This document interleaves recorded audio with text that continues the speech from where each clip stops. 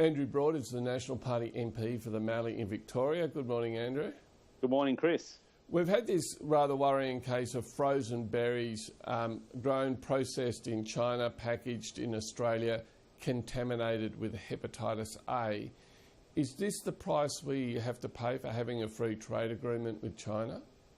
Look, I think this is a concern for everyone. Of course, for a small Australian company that's done the right thing, sourced some product, and then they've been caught. So I don't want to run down the company too much. But there needs to be said that, I was once on the board of Australian Made, Australian Grown.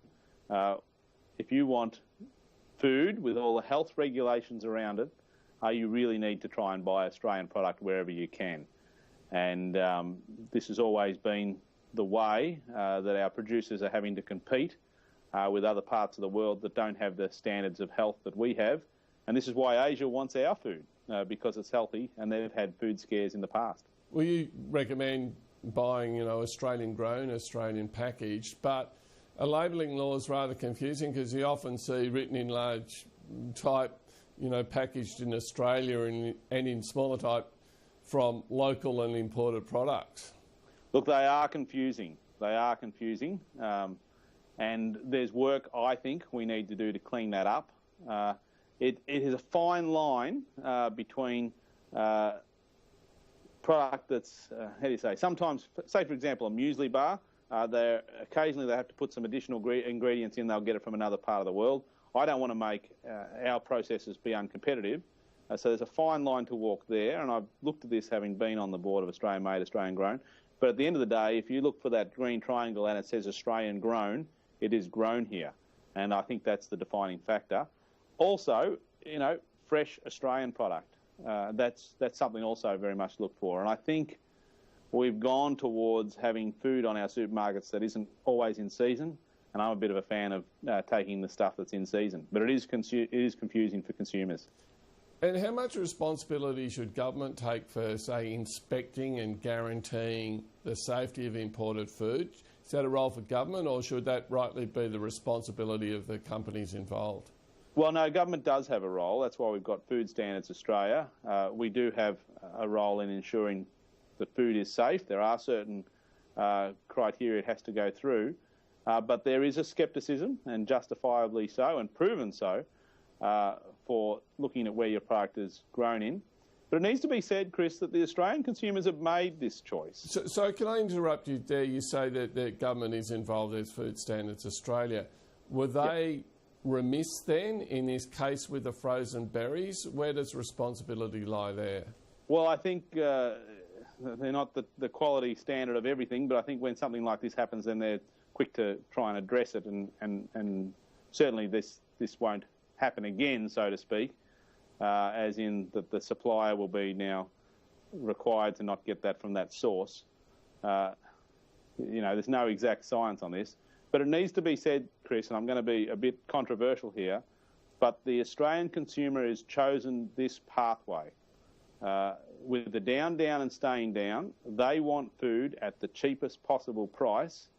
And the Australian food, which has all those health standards, which has all those, safety withholding periods on chemicals, ensuring that no human feces are used as part of fertiliser, some of those things that we take as standard, and then our producers are forced to compete against other countries without those standards, and the Australian consumer has overwhelmingly endorsed the down, and staying down, instead of quality Australian food, and this is the outworking of that. And the government has stood by and said, OK, it's down, going down, it's up to consumers beware, nothing to do with us. Well, the consumer ultimately is the one that makes those choices. I mean, we have a food safety standard that we're trying to uphold, but it needs to be said. I mean, I am selective on what I want to put in my mouth and where I seek to get my product from. I think we need tighter labelling laws, there's no doubt about that. But people are buying on price, and whichever way you look at it, people are buying on price, except, I might add, in some Asian countries now where they've had that many scares from food standards that they're now buying Australian product, and that's why we're getting market opportunities into there. So Australian consumers, I know this sounds harsh, but as a farmer myself, representing farmers, if you're not looking for Australian product, you're running a risk. Do the big supermarket chains bear some of the responsibility here? They're increasingly sourcing, their own home brand kind of products that are sold very much on price. Large supply chains sourcing materials from around the world. Do the big supermarket chains, Coles, Woolworths, bear a responsibility here? Well, yes, they do.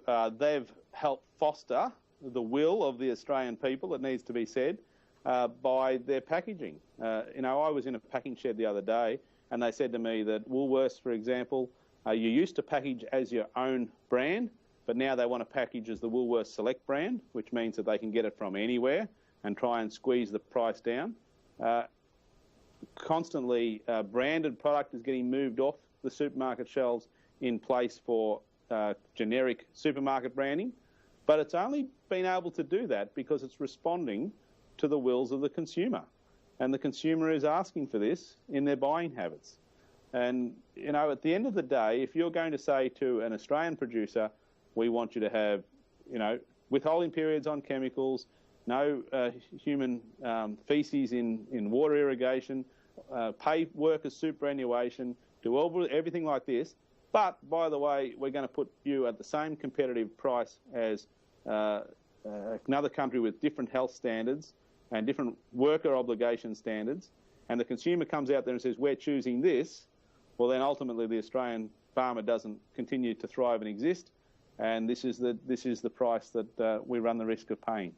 Which returns me to my initial question, is this the price we pay for having free trade agreements with countries like China, which have different health standards to our own? Well, perhaps it is, but the challenge then, of course, is how do we oversee and try and minimise the risk on price, the risk on human health with our food. I've always said there is two levels of standards between those that are grown here and those that are grown overseas, as I've said in this interview. And the best way to make sure is to take a little bit more attention and buy the Australian product. Okay, Andrew Broad, thanks for your time today. Thank you.